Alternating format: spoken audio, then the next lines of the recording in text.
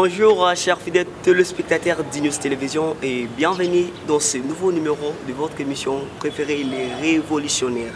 Présenté par votre humble présentateur Plati, l'intelligence du travail.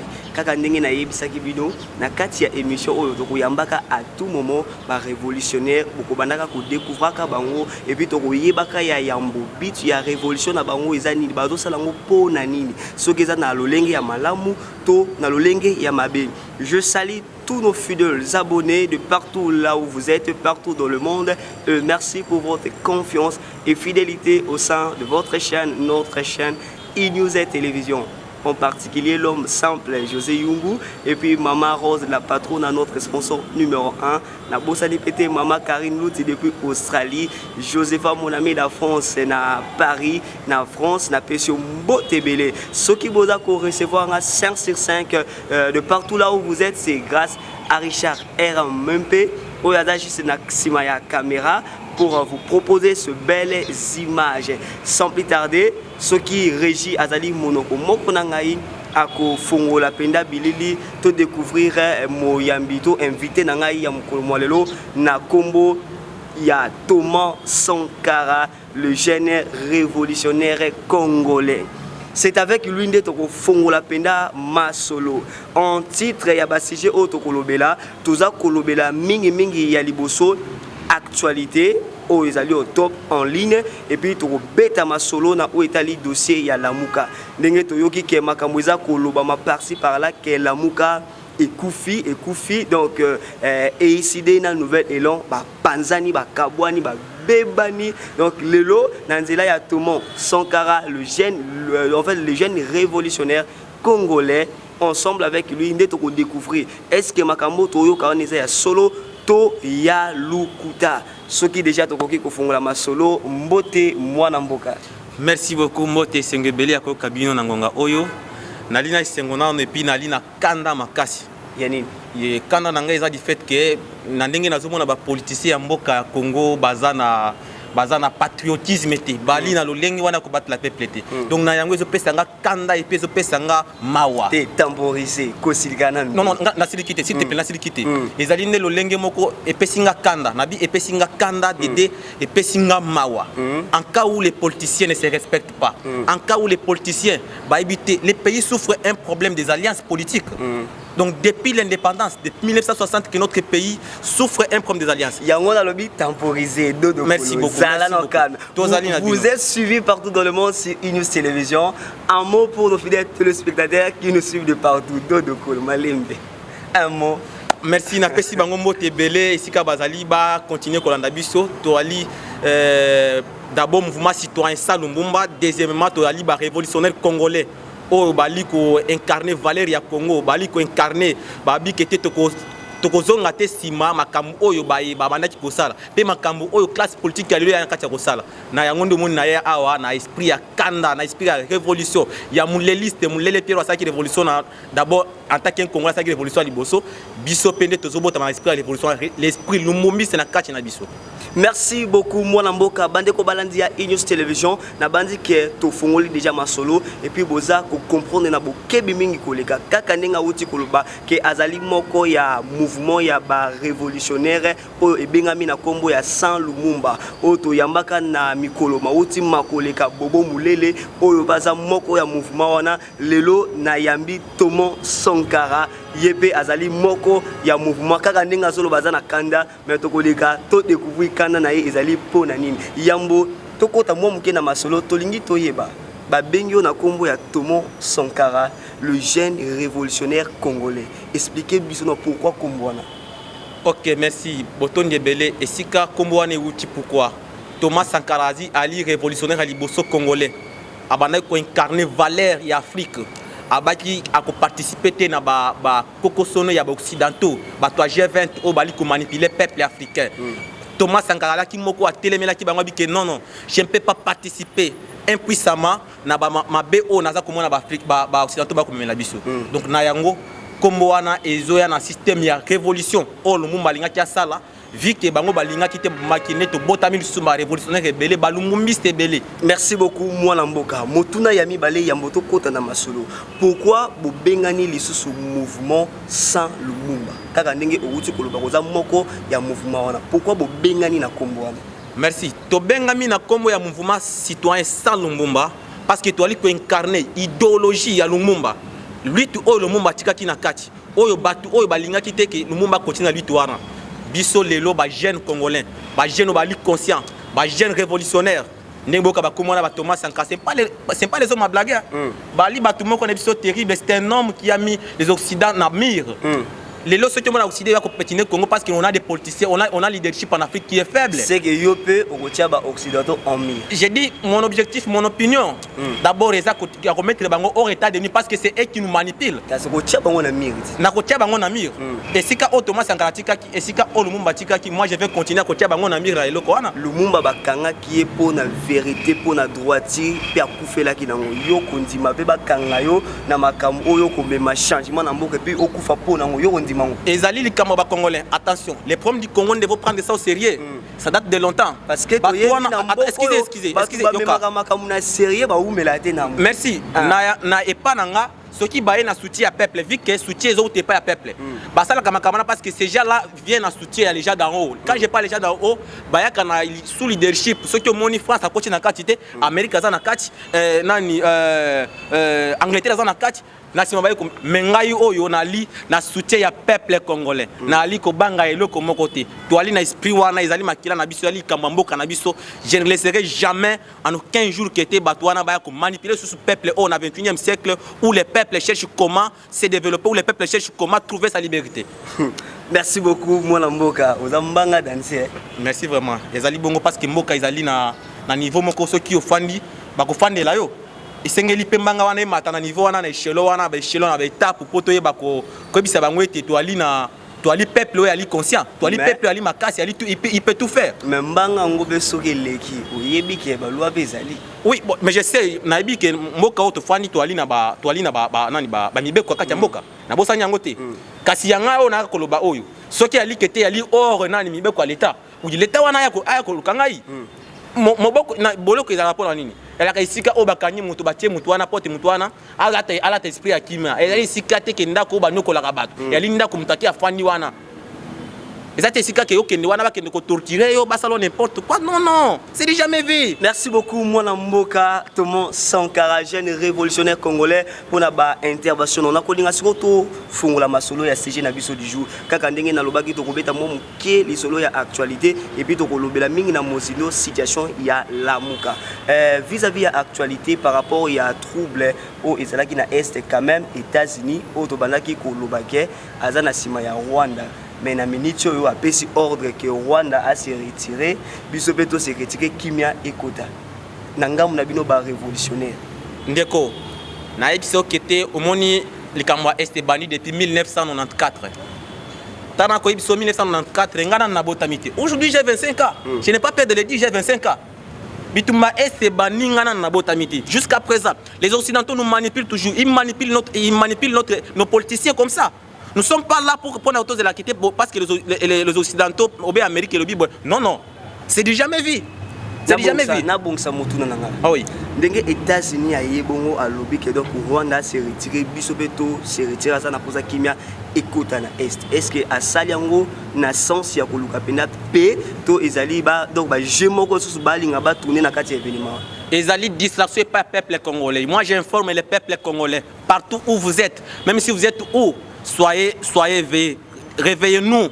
Il n'est pas encore le temps ya ko fana to manifester sur nani faiblesse wana. États-Unis ali na tate ya ko yebisa biso likamwana parce que yende muntu ali assassin. Yende muntu akotina nani Rwanda na Uganda pour ba ko détruire richesse na biso. Depuis 1994 jusqu'à maintenant, il continue toujours à voler.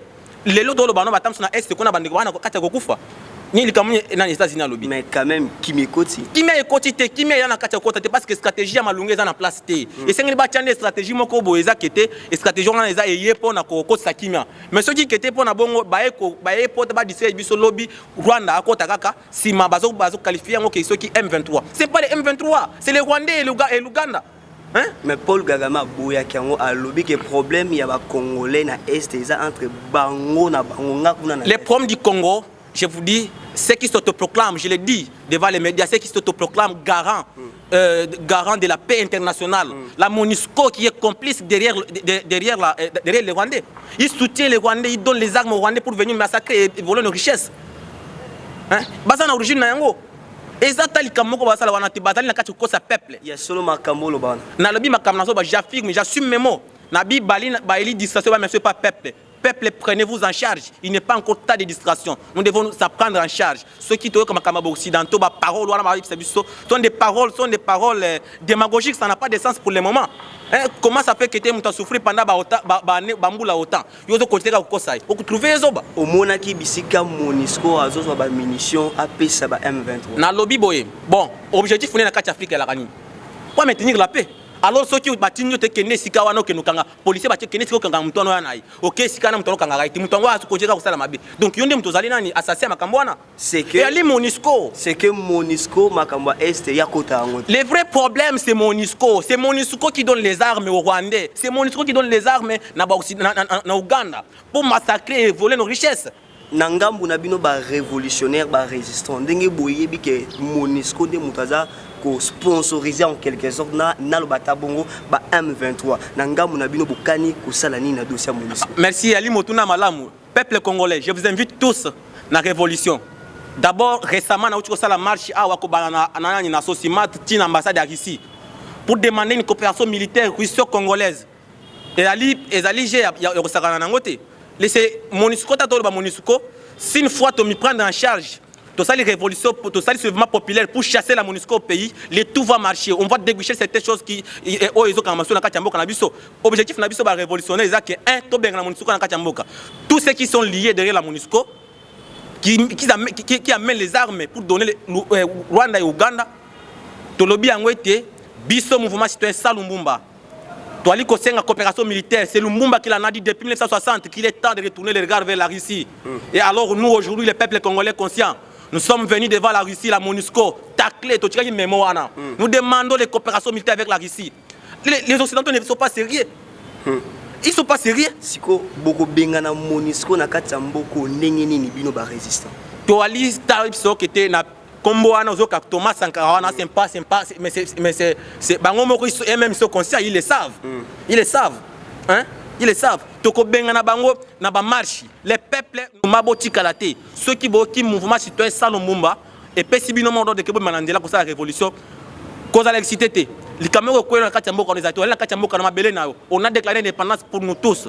Nous sommes un pays souverain. Nous ne pouvons pas manifester notre impuissance derrière la MONUSCO ou derrière les Occidentaux. Non plus. Nous, la jeunesse d'aujourd'hui, nous sommes dit, c'est fini. Nous ne pouvons pas encore reculer derrière. Au monde, il y a beaucoup de démocratie. Namboka o démocratie zali. Kende pa na bango bato wana komona ndenge makambo esalamaka. Hein?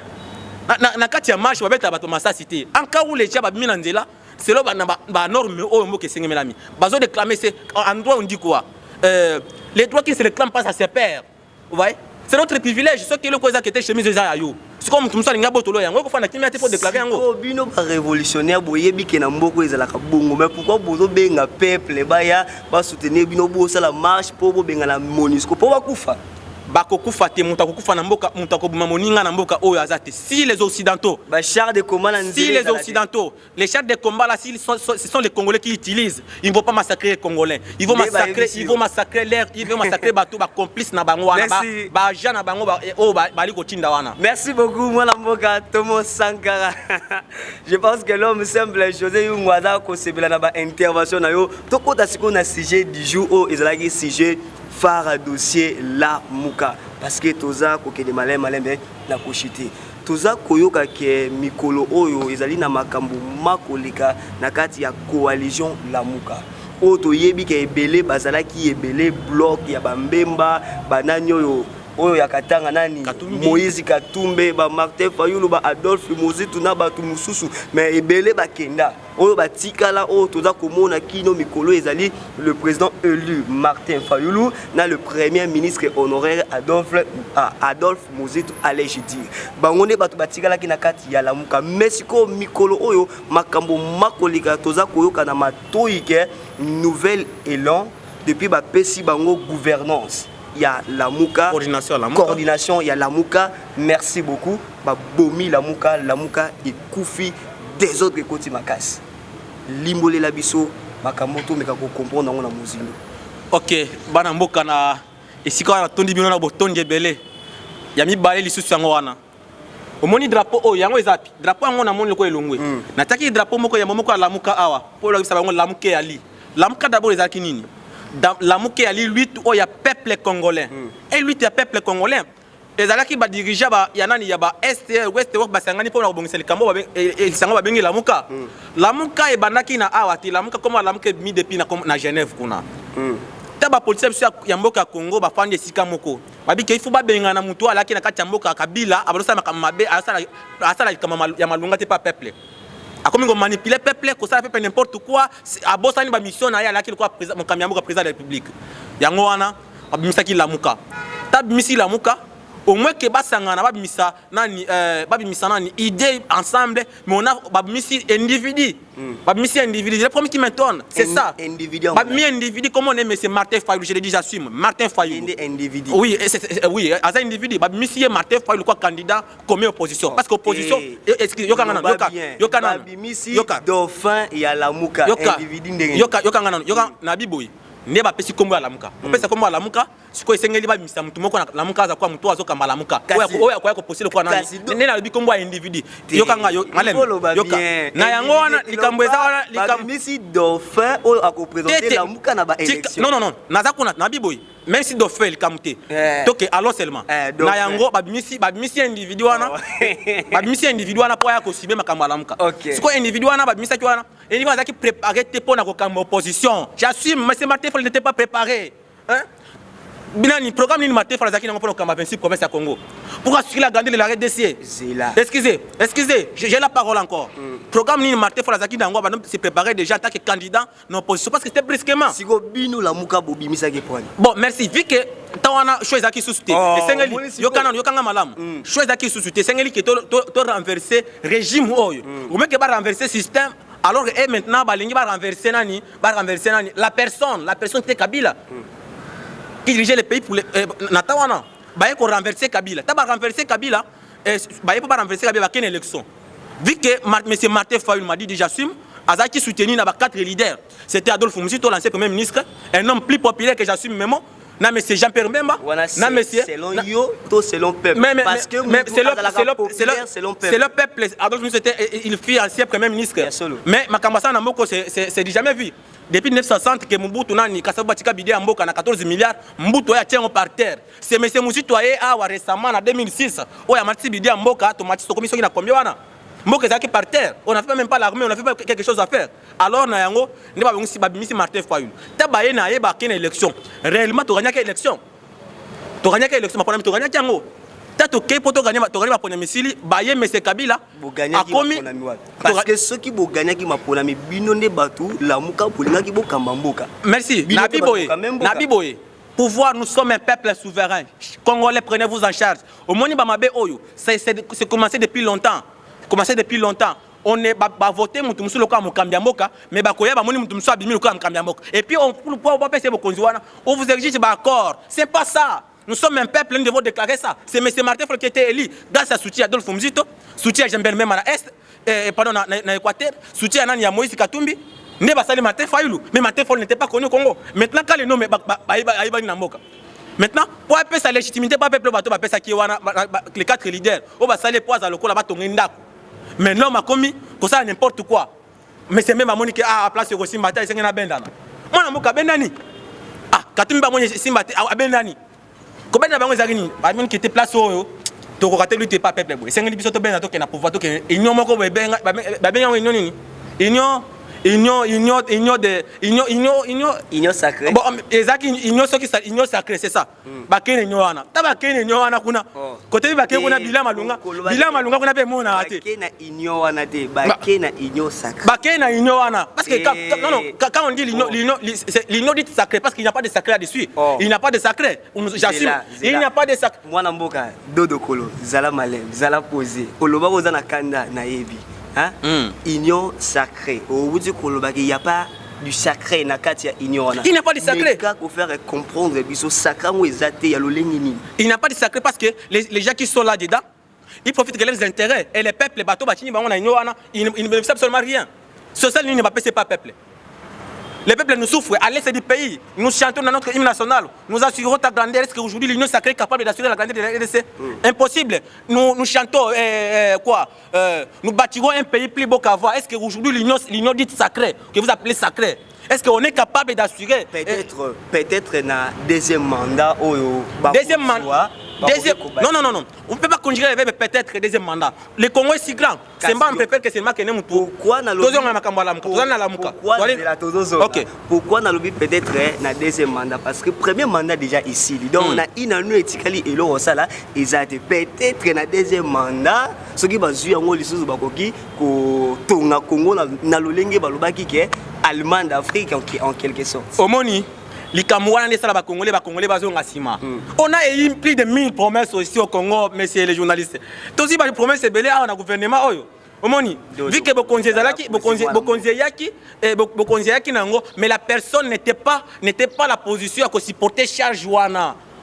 Au moni charge, je sais que les cani, maman qui est na moi je me rappelle encore dans un village.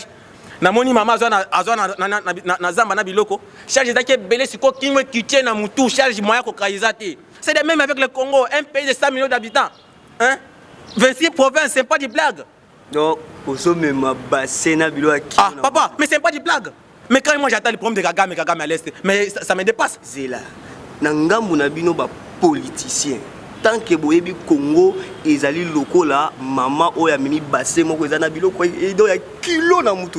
Pourquoi au lukaki donc on dirait que la cabine responsable de assumer charge à monnaie na boluka ngo point. Omoni likamoko o ngena côté cela la muka au Québec tango déjà bala ngo bien avant mais na kozwa ngo en tant que numéro 9 na kotia ngo kaka bi.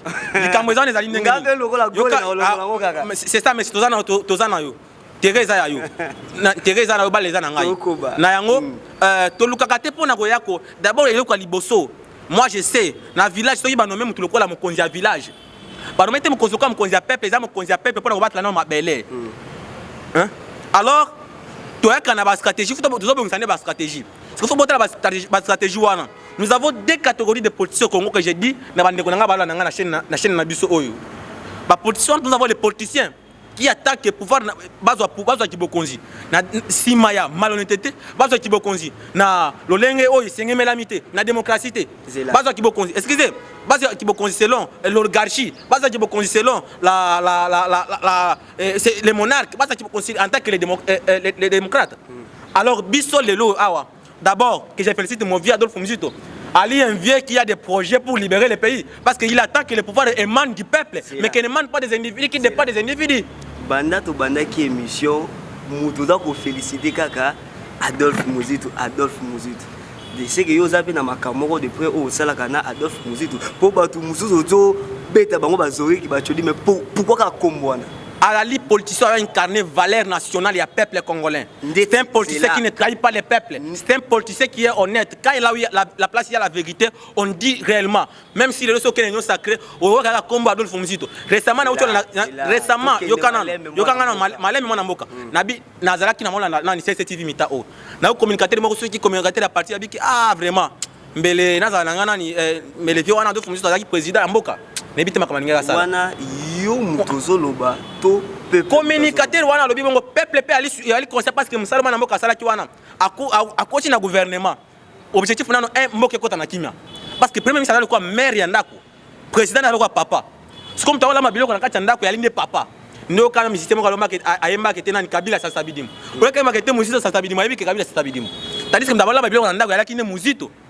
C'est Mouzito qui préparait les choses à la maison pour que Kabila a continué le gouvernement directement. Il s'est lancé dans l'affaire de l'Est. Laurent Koun était arrêté. Hein? On a arrêté Laurent Koun à l'Est du pays. Parce qu'on avait l'objectif. On a mis les moyens en jeu, les stratégies en jeu pour que l'armée soit capable. Il y a combattre, l'armée soit capable. Il y a dénoncer. Et c'est comme on a allé puis bakangier. Ok, Sigo, toujours en Amasolo à Lamuka. Lamuka et Panzani. Nouvel élan, banda ba pesi bango coordination. Il y a Lamuka, ba bomi Lamuka. Est-ce que ça m'a solo? To ba les on diga kandenge tuza koyo ka baimbo ka bakolo. Omoni, dikamoko pisoto yeba namoko il faut dans la série. Il faut dans la série.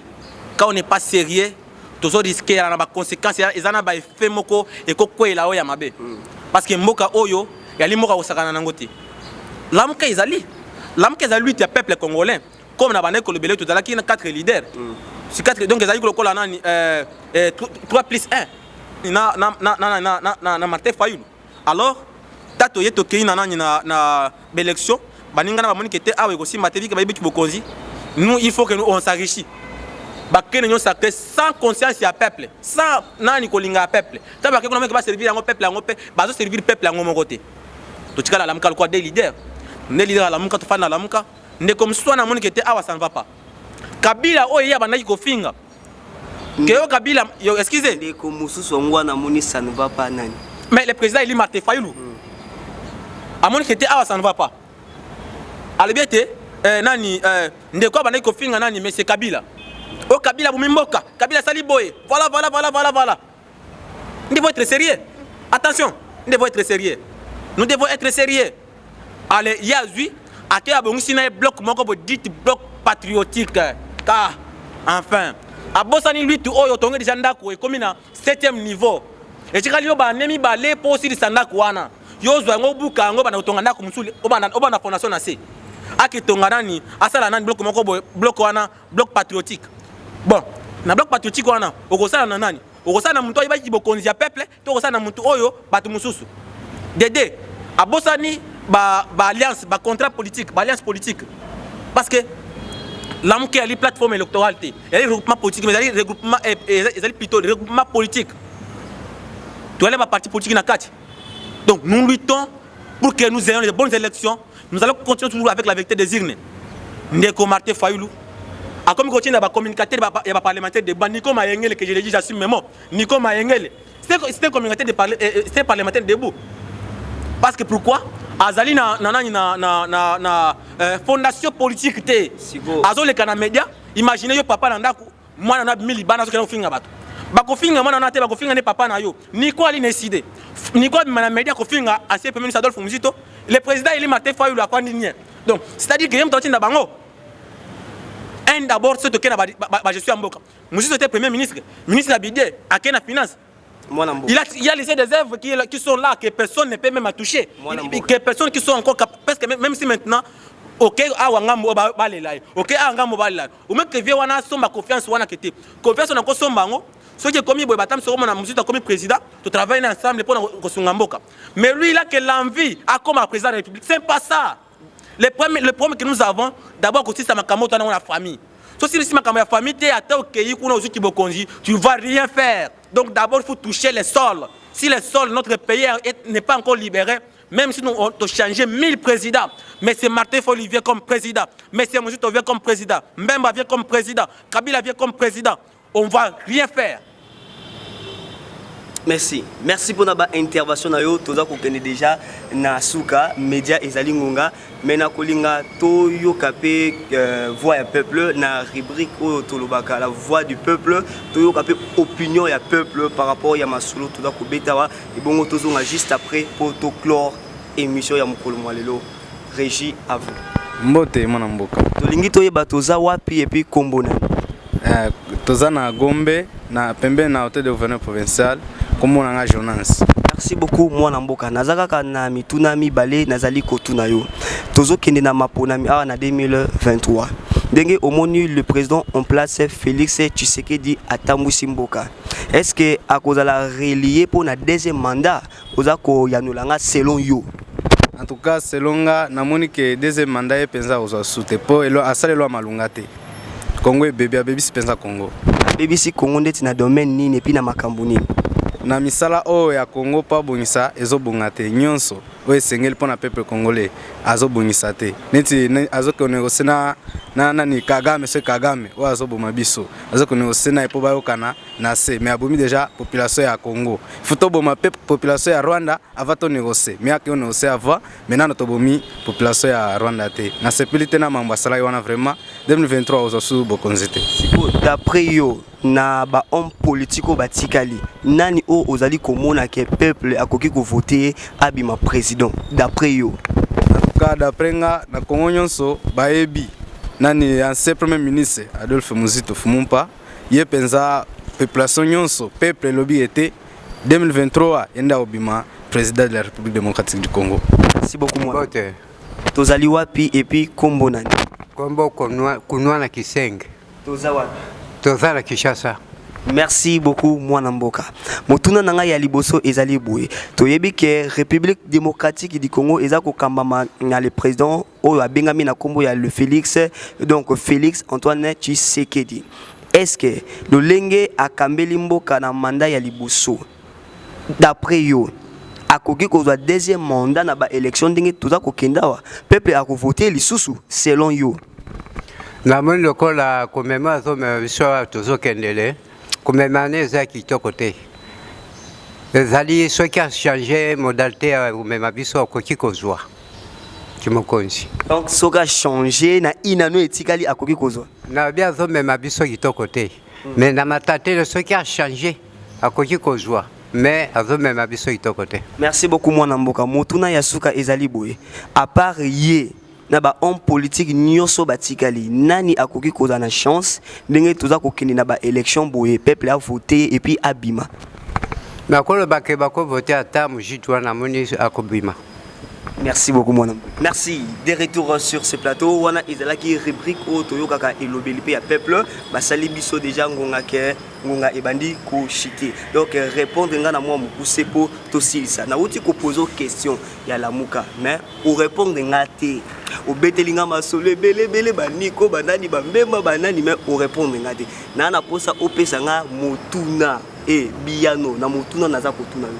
Toyoki ke lamuka banda bapesi coordination na nouvelle élan et bomi lamuka yo yebisanga yi nouvelle élan et bomi lamuka to e bomi lamuka te soki e bomi lamuka te na ndenge nini tant que lelo toza koyoka ndenge yo outi kolobana ke ba communicateur ya ACD ba komi kofinga le premier ministre Honoré Adolphe Muzito. C'est que ACD na nouvelle élan donc mbilinga et koti na kati nde eza komema trouble na kati la muka éclairci biso na quelques minutes to tikali nango poto chité. Merci yangana koloba ke lamuke ali lamuka eza ndenge ezalaki mais kasi ba oyo balungwe misatu mako compter Mbemba Moïse Katumbi Martin Fayulu balungwe na lutte ya peuple ba trahir peuple, ils ont trahi le peuple mais moi na mboka Adolphe Muzito azo continuer toujours lutte envers le peuple parce que c'est nationaliste depuis notre origine. Kizenga asalaki bako afandaki na Lumbumba il n'a jamais trahi Lumbumba. Kizenga asalaki bako na Kabila le père afandaki na Kabila le père il n'a jamais trahi Kabila le père. Ayeko fana na Kabila le fils. Si Kabila le fils il a trahi Kizenga mais Kizenga pour ne pas trahir. Excusez. Pour vous dire que non, nous les nationalistes sont trahis par le peuple. Jusqu'à maintenant, moi, Namboka Adolphe Muzito a trahi lui à peuple, a trahi lui à peuple, ne boka ba kesanga na Kabila. Ba ba aussi lui bloc patriotique. Mais nous sommes encore là en tant que au service du peuple, nous sommes encore là en tant que nous sommes proches du peuple. Toujours continuer lutte na biso na kati ya lamuka ezali ndenge nango ezalaka bato misatu balungu to tikala leader moko azawana et puis 2023 nous sommes là pour le soutenir na candidature ne président c'est na maboko naye. Merci mon mboka. Outi koloba eloko moko mutu ya makasi c'est par là ndé na ko chiter na émission ya Mpomondo que le président élu Martin Fayulu a quitté la muka.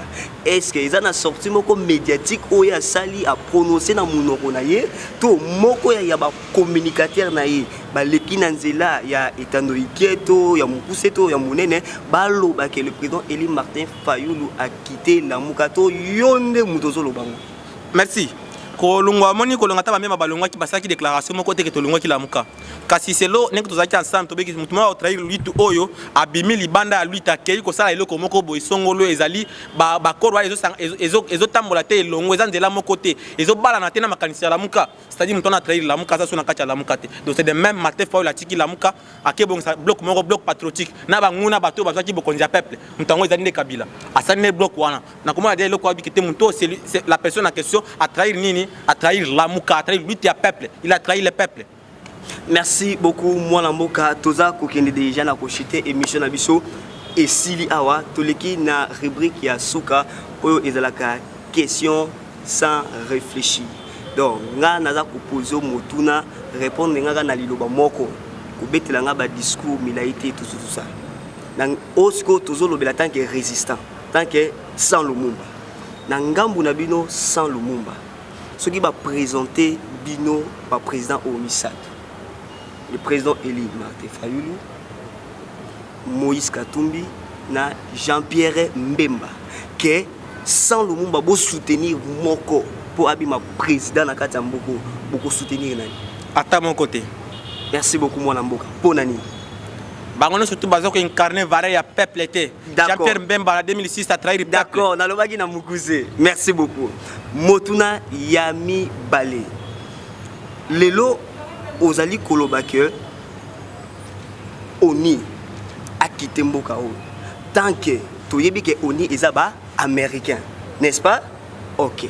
Ba américain ba oti kolobake ba ngoni ba ko accompagner biso na ba élection oyo ya 2023 o toza ko sala. Tant que ba américain ba ko accompagner biso na ba élection Oni na bango eza ba kolinga ke Oni ele do ebima na mboka bango ba ya ko accompagner do bino boko na yebite na réformer les phrases na ngandenge nini boko bengana donc Oni ngo ndenge nini toko bengana Oni na ba manifestation. D'accord, merci.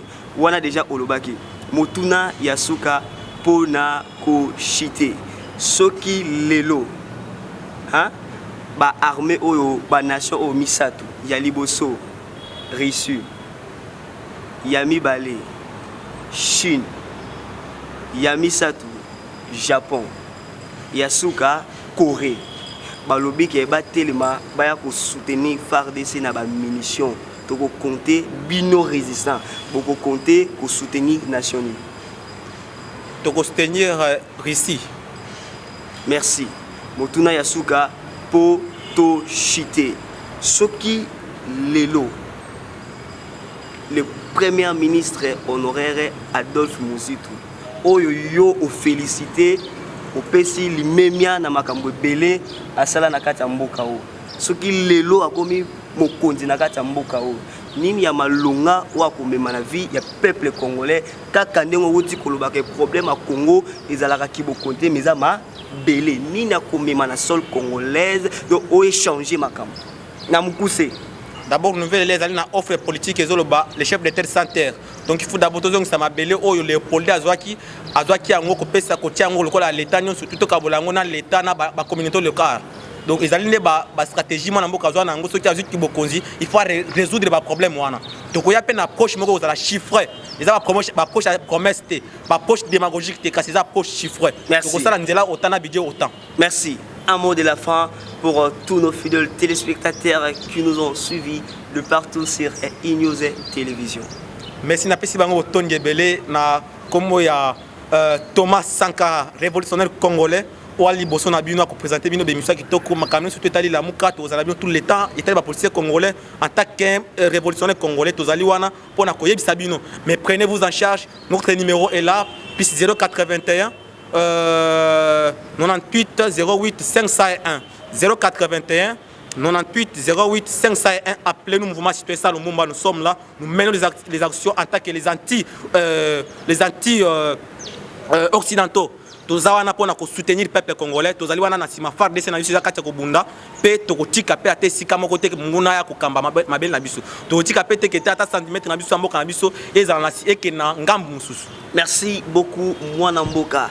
Chers fidèles téléspectateurs d'E-News Télévision, comme je vous ai toujours dit, tout est bien, qui finit bien, allez, je dis I'm sorry. C'était votre humble présentateur de l'émission, le révolutionnaire sur E-News Télévision, au nom de Platy, l'intelligence du travail. Ezalaki Tomon Sakara, le jeune révolutionnaire congolais, Takandenga Woti Koloba. Donc je n'ai pas de commentaires à ajouter là-dessus sur lui. Bouti Kolanda, il a et puis pour comprendre ce qui se passe actuellement dans Katia Lamuka. Je vous demanderai juste de vous abonner massivement sur E-News Télévision. Et si vous avez aimé l'émission, n'oubliez pas de liker, de commenter et surtout partager. Nengo sepeli nango ndima pe ke bande komisu pe batala ba sepela nango. Ezana rubrique moko na kati ya émission ya suka oyo to senga ka mituna ya population. Malgré boza kolanda émission mais boza kotinda mituna te. Oko benga na numéro o plus 243 82 41 29 950. Comment un message to benga na pedo tuna mituna nyonso o okotuna par rapport ya ba révolutionnaire parce que bazo ganga trop bozo kandeti yele baki mbanga danze na bakanda donc tuna mituna o to tuna bango to répondre bino. En tout cas, portez-vous bien, nous allons nous rencontrer au prochain numéro. Bye.